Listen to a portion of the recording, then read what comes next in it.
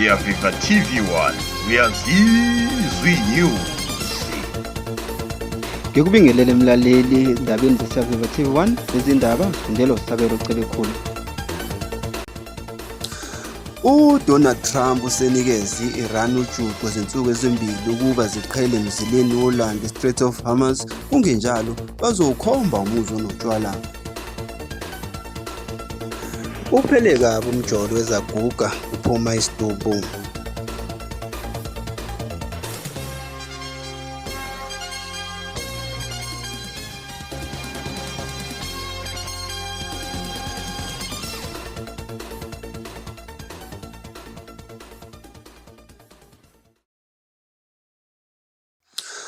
UDonald Trump usenikeze i-Iran ujuqu kwezinsuku ezimbili ukuba ziqhele emzileni wolwandle Strait of Hormuz, kungenjalo bazowukhomba umuzi onotshwala. UDonald Trump kwayena usenkingeni njengoba i-Iran iwuvale ithaqa lo mzila wokuhweba ikakhulukazi u-oyela.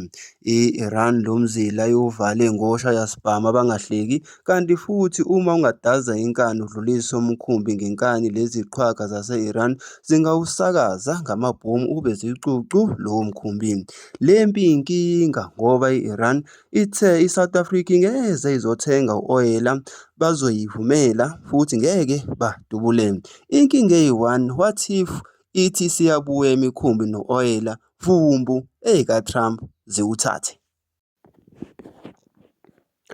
Uphele kabi umjolo wezaguga kuphuma isidumbu.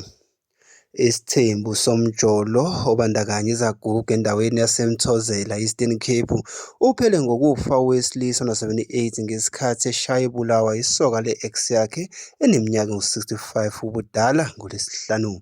Imininingwane emaphoyiseni iveze ukuthi ikhehla eneminyaka engu-78 ubudala belisemzini walo hleli noyintombi yalo ona-65 bephuza utshwala ngesikhathi konakala umcimbi ngokufika kwesoko lalo wesifazane ona-59.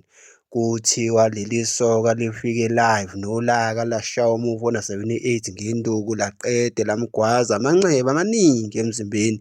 Umufi kuthiwa ushonele endaweni yesigameko, umsolwa uboshwe ngemuva kwesehlo kanti uzovela enkantolo yemantshi yaseQumbu ngoLwesibili ngecala lokubulala.